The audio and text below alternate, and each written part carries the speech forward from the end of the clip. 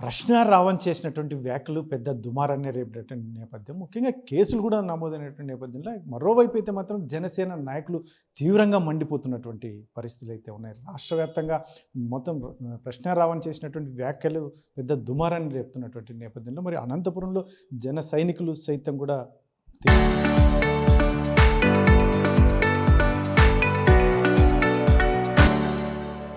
తీవ్రంగా మండిపడుతున్నటువంటి నేపథ్యం. మరి జనసేన సీనియర్ నాయకులు ఉన్నారు మనతో, ఏం చెప్తారు వారు మాట్లాడినాం సార్? ముఖ్యంగా ఇప్పుడు జనసేన పైన కానీ ఇతరత్ర అంశాలపైన ప్రశ్న రావణ్ చేసిన వ్యాఖ్యల్ని మీరు జనసేన పార్టీ సీనియర్ నాయకులుగా ఏం చెప్తారు?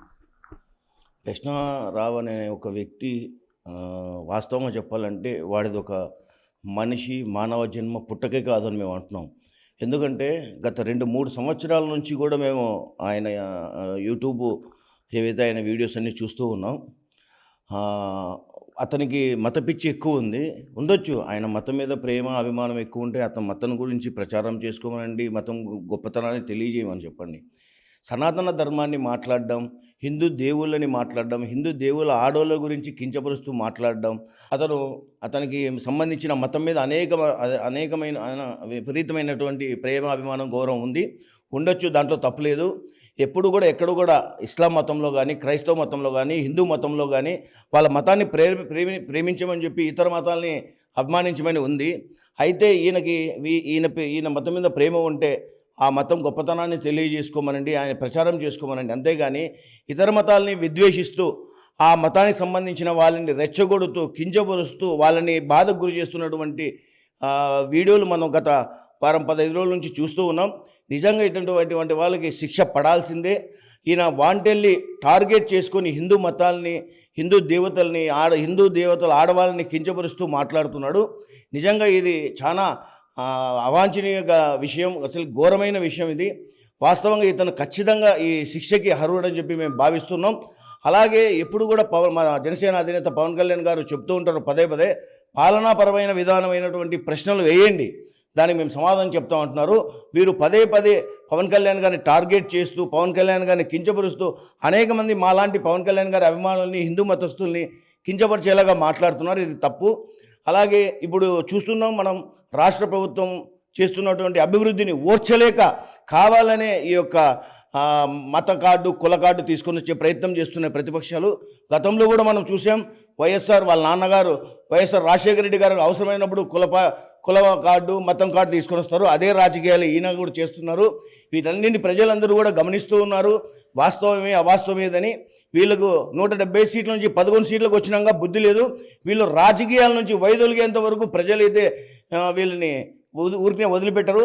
అయితే ప్రజలందరికీ కూడా ఒకే ఒకటి విషయం తెలియజేస్తున్నా, ఎవరైనా ప్రభుత్వానికి యాంటీగా మాట్లాడారంటే పాలనాపరమైన విధానాల గురించి మీరు ప్రశ్నించండి, అంతేగాని వ్యక్తిగతంగా మతాలకు సంబంధించి ఎవరు మాట్లాడద్దని చెప్పి ఈ సందర్భంగా మేము తెలియజేస్తున్నాం. మరొక అంశం అండి, ముఖ్యంగా జరుగుతున్నది ఏదైతే ఉందో, ప్రతిసారి పవన్ కళ్యాణ్ని టార్గెట్ చేస్తూ ప్రకాష్ రాజ్ చేస్తున్నటువంటి వ్యాఖ్యల పట్ల మీరు జన సైనికులుగా ఎలా చూస్తారు? వాస్తవంగా ప్రకాష్ రాజ్ గురించి చెప్పాలంటే ఆయనకి ఈలోపు సినిమాలు ఏం లేవండి. ఒకప్పట్లో బాగా బిజీగా ఉండేవాడు. తర్వాత సినిమాలు లేవు, ఏం పని లేదు. తర్వాత వీళ్ళకి ఏమైందంటే ఇండస్ట్రీలో ఎవరైనా ఒక మంచి స్థాయిలో ఉంటే ఓర్చలేరు అనమాట. అనేక సినిమాల్లో ఇతనికి చిరంజీవి గారు కానివ్వండి, మన పవన్ కళ్యాణ్ గారు కానివ్వండి, అనేక సార్లు ఆయనకి అవకాశాలు ఇచ్చారు. ఆయనకి ఎందుకో ఈర్ష్య, ద్వేషం ఎక్కువ. కావాలనే ఈయన కేవలం మీరు గమనించండి, మెగా కుటుంబం మీద మాత్రమే ఈయన ట్వీట్లు వేస్తూ అనవసరమైన విషయాల్ని సంబోధిస్తూ వీళ్ళని ఈ కుటుంబాన్ని లాగుతూ ఉంటాడు. మీరు ఈరోజు కానీ నిన్న కానీ గమనించినట్టయితే ఈ ప్రశ్న జోసెఫ్ రావణ్ గురించి ఒక ట్వీట్ వేస్తాడు ఆయన. ఈ జోసెఫ్ రావణ్ అనే అతను సనాతన ధర్మం పైన ఆయన మాట్లాడుతూ ఆయన మీద దేశద్రోహం కేసు పెడితే, దేశద్రోహం రాజద్రోహం కేసు ఉన్న వారి మీద ట్వీట్ చేస్తాడా, వానికి సపోర్ట్గా మాట్లాడతాడు ఈయన.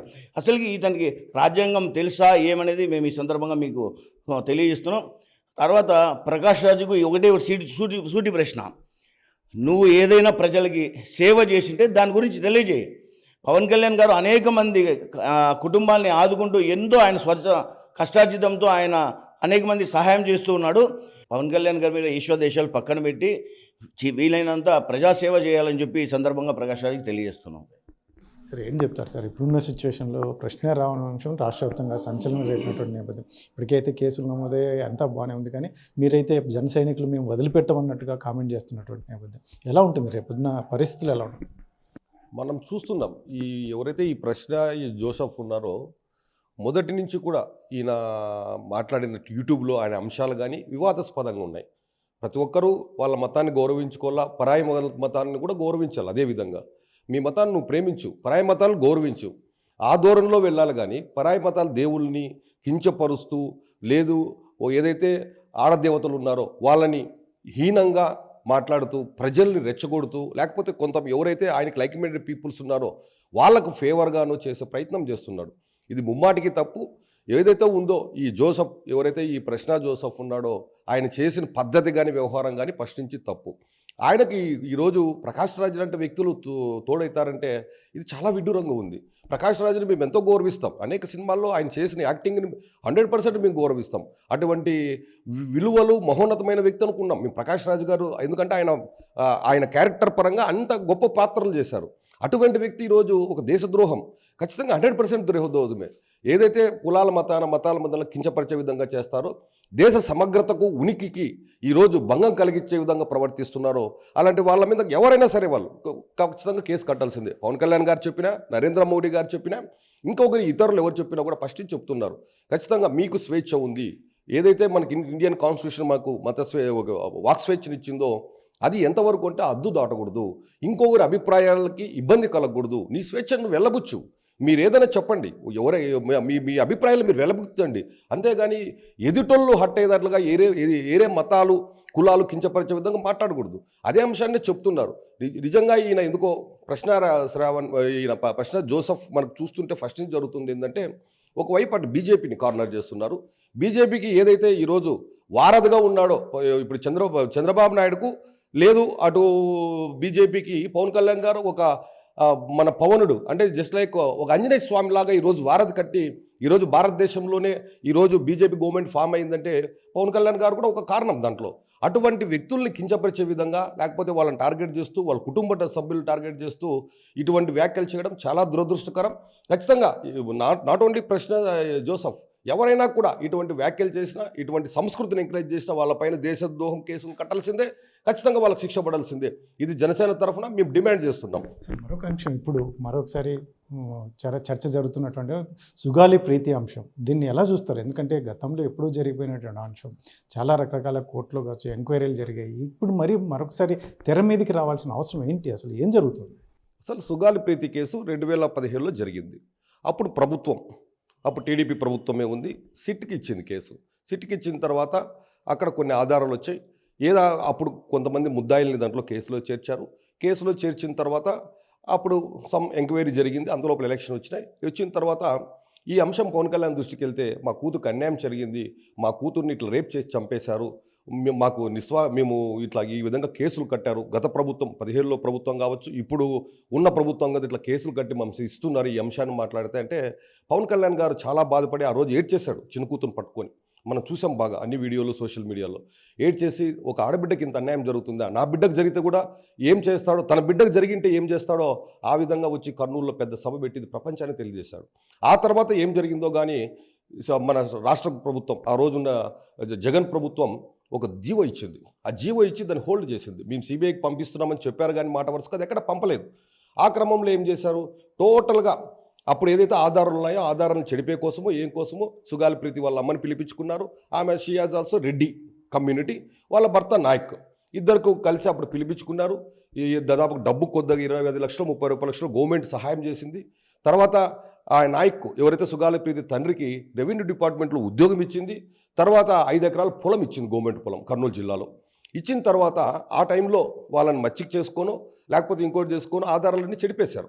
ఏదైతే ఉన్నాయో ఆధారాలు ఇప్పుడు ఏదైతే ఫోరెన్సిక్ ల్యాబ్ పోతున్నాయో, ఏదైతే వీళ్ళు అభియోగాలు ముందు మోపుతున్నారో ఈ 15 మంది సుగాలి ప్రీతి అంశంలో వీళ్ళే మా అమ్మాయిని రేప్ చేసో లేకపోతే చంపేశారని చెప్తున్నారో, ఏదైతే అభియోగాలు మోపుతున్నారో వాళ్ళ DNA టెస్ట్తో ఇవి పోలిక రావట్లేదు. ఈ పొద్దు అది జరిగింది. ఈరోజు జగన్మోహన్ రెడ్డి గారు ఆ రోజు వాళ్ళని తృప్తిపరిచారా లేదంటే వీళ్ళు తృప్తిపడ్డారా తెలియదు, జరిగిపోయింది. ఈరోజు ఈ ప్రభుత్వం వచ్చిన తర్వాత మళ్ళా బ్లేమ్ చేసే కోసం మళ్ళా ఆమెను తెరపైకి తెచ్చారు. ఒకవేళ జగన్మోహన్ రెడ్డి గారు మన ప్రభుత్వం స్థాపించే అంశం బయటకు వచ్చేది కాదు. ఇంకా కేవలం ఈరోజు పవన్ కళ్యాణ్ టార్గెట్ చేస్తూ అంశాన్ని రెచ్చగొట్టి ఈరోజు ఏదైతే కూటమి ప్రభుత్వం అభివృద్ధి చేస్తుందో ఈ అభివృద్ధిని ఓర్చుకోలేక ఓ పక్క మావిగన్న అంటాడు, ఓ పక్క విజయవాడ రాజధాని అంటాడు, ఓ పక్క అది ఇది చాలా అంశాలు చేస్తున్నాడు. ఓ పక్క కులాలను రెచ్చగొడుతున్నాడు, ఓ పక్క మతాలు రెచ్చగొడుతున్నాడు, ఓ పక్క నాగేశ్వరరావుని రెచ్చగొడతాడు, ప్రకాష్ రాజ్ వాళ్ళని ఎంకరేజ్ చేస్తాడు. వీళ్ళందరికీ డబ్బులు ఇచ్చి వెంబడిత ఈయన చేస్తున్నాడు. ఇది స్పష్టంగా అర్థమవుతుంది. ఖచ్చితంగా ఇది వైఎస్ఆర్సీపీ ప్రభుత్వం నుంచి వాళ్ళకు ప్రోత్సాహాలు అందుతున్నాయి. దానికోసమే ఇవన్నీ జరుగుతున్నాయి. ఏదో విధంగా అలజడి సృష్టించాలి రాష్ట్రంలో. ఈ అలజడి వల్ల పెట్టుబడులు రాకూడదు, ప్రజలు కన్ఫ్యూజ్ కావాలా. మనం చూసాం గతంలో అనేక మార్లు రాజశేఖర రెడ్డి గారు హైదరాబాద్లో మత కలహాలు కావచ్చు, లేకపోతే అనేక అంశాల్లో వీళ్ళు ఏంటంటే వాళ్ళకు అవసరమైనప్పుడు పెద్ద వాళ్ళు నీతిమంతులు, మేము ప్రజాస్వామ్యాన్ని కాపాడే దేశ అంబేద్కర్లు అన్నట్లు ప్రవర్తిస్తారు. ఏదైనా వాళ్ళకు అనుకూలంగా లేనప్పుడు వాళ్ళు గాడిసెలైపోతారు. ఖచ్చితంగా అలజడులు సృష్టించడము, వాళ్ళు ఏదో విధంగా మళ్ళీ ప్రభుత్వం రాని చూస్తున్నాం. మనం స్పష్టంగా చెప్తున్నాం, సుగాల ప్రీతి అంశంలో పవన్ కళ్యాణ్ గారు చేసిన మేలు మీ కుటుంబానికి ఒక రకంగా మంచి జరిగింది. మరోవైపు అంశాన్ని రాష్ట్ర వ్యాప్తంగా దేశవ్యాప్తంగా అందరి దృష్టిని ఆకర్షించింది. ఈరోజు ఈ ప్రభుత్వం వచ్చిన తర్వాత గత సంవత్సరం 9 నెలలో 25వ తారీఖున జీవో ఇచ్చింది సిబిఐకి. సిబిఐ వాళ్ళకి ఇస్తే ఇప్పుడు సిబిఐ వాళ్ళు దీంట్లో ఆధారాలని చెడపబడ్డాయి, మేము దీన్ని ఇన్వెస్టిగేషన్ చేయలేమని చెప్పి వాళ్ళు హైకోర్టుకి వేశారు. ఇప్పుడు హైకోర్టులో పెండింగ్ ఉంది అంశం. ఇంకా హైకోర్టు కూడా తేల్చాల్సిన అవసరం ఉంది. ఏమైనా కొత్త డిఎన్ఏ టెస్టులు ఏమైనా చేస్తుందా, లేకపోతే దాంట్లో ఎంత లోతుకి వెళ్ళమంటే చెప్తుంది. అది కూడా ఆగట్లేదు. రోజు మేము పవన్ కళ్యాణ్ కేసు పెడతాం. అమ్మ మహాతల్లి నీకు ఒకటే చెప్తున్నాం, ఈరోజు నీ కుటుంబం ప్రత్యక్ష గల పాప ఏ పాప అయినా మా బిడ్డ అయినా ఆ స్థానంలో ఉంటే మేము కూడా బాధపడతాం. ఎందుకంటే మీ బిడ్డని పవన్ కళ్యాణ్ గారు చెప్పినప్పుడు సుగాల ప్రీతి అంశం మా బిడ్డగా భావించి మేమంతా ధర్నాలకు వచ్చాం, మేమంతా అనేక అంశాలు చేశాం. మా బిడ్డకి ఏం జరుగుతుందో మాకు తెలుసు. బాధ ఆడబిడ్డ ఏ బిడ్డైనా బిడ్డే. అటువంటి బిడ్డకు అన్యాయం జరిగినప్పుడు మీ కుటుంబానికి అంతో ఇంతో మంచి జరిగింది. ఆ అమ్మాయికి రేపు గురి కావాలా చావుకోవాలని మేము కోరుకోవట్లేదు. మా వంతు సహకారాన్ని అందించాం. ఈరోజు ప్రభుత్వంలోకి వచ్చింది. ఇప్పుడు సిబిఐకి ఇచ్చారు. గత 2025 9వ నెలలో ఇచ్చారు సిబిఐకి. అది తేలనియండి. ఒకవైపు మీరు చేసిన అల్లడి, అమ్మ సుగాల ప్రీతి తల్లి గారు మీకు సూటిగా అడుగుతున్నాం, కర్నూలు కోర్టులో విచారణ జరుగుతుంటే మీరు జడ్జి గారిని సాక్షాత్తు ఎస్టీఎస్సీ జడ్జి గారిని నిందలేస్తే ఓపెన్ కోర్టులో బహిరంగంగా కర్నూలు జడ్జి గారు ఎస్టీఎస్సీ జడ్జి గారు దాన్ని హైకోర్టు రిజిస్టర్కి ఇన్ఫార్మ్ చేస్తే ఆ కేసు అనంతపూర్ కోర్టుకు వచ్చింది వాస్తవమా కాదా? ఇప్పుడు అనంతపూర్లో విచారణ జరుగుతుంది వాస్తవమా కాదా? విచారణ జరగకుండా నిజంగా నిగ్గు చేయకుండా ఆ ప్రభుత్వం గత 5 ఏళ్లలో నువ్వు ఎందుకు తల్లి ఒకరోజు కూడా మాట్లాడలేదు? ఎందుకు నువ్వు మాట్లాడలేదంటే నీకు లబ్ధి చిక్కుకూర్చుకున్నావు. పర్సనల్గా 5 ఎకరాల స్థలం తీసుకుంటువి, నీకు కావాల్సిన వనరులన్నీ గవర్నమెంట్ తీసుకుంటువి. ఈరోజు కూడా ఆమె డిమాండ్ ఏంటంటే ప్రధానంగా నాకు ఇల్లు కట్టించండి 5 ఎకరాల స్థలంలో అంటుంది. 5 ఎకరాల స్థలంలో ఆమె 30 లక్షల ఇల్లు కట్టిమ్మంటుంది. ప్రధానంగా ఇది బయటకు తెలియని అంశం చాలామందికి. గవర్నమెంట్ ఏం చెప్తుందంటే కేవలం 2.5 లక్ష మాత్రమే 2,30,000 గవర్నమెంట్ పథకమే ఇవ్వగలము, మేము ఇవ్వలేము అట్లా అని చెప్పి ఏదైతే ప్రొసీజర్ ఉందో ప్రొసీజర్ మించిన ఇవ్వని చెప్తుంది. అది దాన్ని మరుగున పెట్టే కోసం లాంటి భయపెట్టి ఈ గవర్నమెంట్తో కూడా మళ్ళీ లబ్ధి చెందే కోసం ఇదంతా చేస్తుంది ఆమె. అంతేగాని ఇంకా దీంట్లో వేరే అంశమే లేదు. ఖచ్చితంగా కోర్టులు ఉన్నాయి, విచారణ జరుగుతుంది. నీ బిడ్డను మా బిడ్డను కానీ భావించాం, అందుకోసమే మీ అందరినీ నీకు సహకరించాం. పవన్ కళ్యాణ్ గారు కూడా సహకరించారు ఆ రోజు. అంతేగాని ఇటువంటి బ్లేమ్స్ చేసి మొత్తానికంతా ఇదంతా జగన్మోహన్ రెడ్డి జగన్ ఆడుతున్న నాటకం. అందరి తెర వెనక ఇట్లా వాళ్ళని రెచ్చగొట్టుకుంటా అనేక అంశాలు లేబెత్తి అడజలు సృష్టించి ఏదో విధంగా గవర్నమెంట్ను బదాయనం చేయాలనే దురుద్దేశం తప్ప దీంట్లో ఇది స్పష్టంగా అర్థమవుతుంది. జగన్మోహన్ రెడ్డి గారు మీకు సూటిగా చెప్తున్నాం, అమ్మ సుగాలి ప్రీతి తల్లిగా వచ్చి ప్రశ్నా సేవనకు కానీ మేము చెప్తున్నాం. ప్రజలన్నీ గమనిస్తున్నారు. ఈరోజు ప్రజలు వాస్తవాలు తెలుసుకునే పరిస్థితిలో ఉన్నారు. ఏదో కాకమ్మ కథలు గోమ్మ కథలు చెప్తే ఈయన పరిస్థితుల్లో లేరు. ప్రజలకు అన్నీ అర్థమైపోతున్నాయి. దీనివల్ల మీరే నష్టపోతారు తప్ప కూటమి ప్రభుత్వానికి కానీ పవన్ కళ్యాణ్కి కానీ చంద్రబాబు గారికి కానీ ఎటువంటి ఇబ్బంది కలగదు. అట్లా కలిగిన ప్రయత్నం వస్తాయి. జనసేన నాయకులుగా కార్యకర్తలుగా మేమంతా ఉన్నాం. మేము సమాజానికి ఈ వాస్తవాలు తెలియజేస్తాం. ఇది మొత్తం ఇదైతే మాత్రం ప్రశ్నారావణ అంశం అనేది ఆయన చేస్తున్నటువంటి వ్యాఖ్యల పట్ల ప్రతి ఒక్కరు, ఎందుకంటే వారి మతాలు ఏదైతే ఉన్నా వారి అభిమానం వారు చూపించుకోవచ్చు, కానీ ఇతర మతాలపై విద్వేషాలు రెచ్చగొట్టే విధంగా, ఎందుకంటే ఇతర వ్యక్తుల్ని భయభ్రాంతులకు గురి చేస్తూ రెచ్చగొట్టే విధంగా వ్యాఖ్యలు చేయడం అనేది సరైంది కాదు. ముఖ్యంగా దేశద్రోహం కేసు నమోదైనటువంటి నేపథ్యంలో ప్రకాష్ రాజ్ లాంటి వాళ్ళు కూడా వత్తాసు పలకడం అనేది ఏంటో అర్థం కావడం లేదు. ముఖ్యంగా పవన్ కళ్యాణ్ సేవ చేయాలనే ఉద్దేశంతో సినిమాలను సైతం వదులుకొని ఈరోజు ఏకంగా రాజకీయాల్లోకి వచ్చి సామాన్యుడికి ఖచ్చితంగా మేలు జరగాలనే ఉద్దేశంతోనే ముందుకెళ్తున్నటువంటి నేపథ్యంలో అతన్ని కార్నర్ చేస్తూ ఈ రకంగా ఏదైతే ఉందో వెనక ఉండి నడిపిస్తున్నటువంటి జగన్మోహన్ రెడ్డి దీనికి అంతటి కారణం అని చెప్తున్నటువంటి నేపథ్యంలో జన సైనికులు మాత్రం మరోసారి ఏదైతే ఉందో సుగాలి ప్రీతి అంశం కూడా, ఎందుకంటే గతంలో జరిగినటువంటి అనేక అంశాలు కూడా మొత్తం దాచిపెట్టి ఈరోజు ఏదైతే ఉందో కూటమి ప్రభుత్వాన్ని ఒక బద్నాం చేయాలనే ఉద్దేశంతోనే మరొకసారి సుగాలి ప్రీతి అంశాన్ని బయటికి తీసుకొస్తున్నారు. రాబోయే కాలంలో ఖచ్చితంగా ప్రజలకు అన్ని విషయాలు తెలుసు. ఇంకా వీలైతే మాత్రం మా వైపుగా జన సైనికులుగా ప్రజలకి ఏం తెలియజేయాలో నిజాలు తెలియజేసి ముందుకు వెళ్తాము అని చెప్పేసి జనసేన పార్టీ నాయకులు చెప్తున్నటువంటి నేపథ్యం. కెమెరా పర్సన్ సుధాకర్తో చెల్లాకి నాయుడు, RTV, అనంతపురం జిల్లా.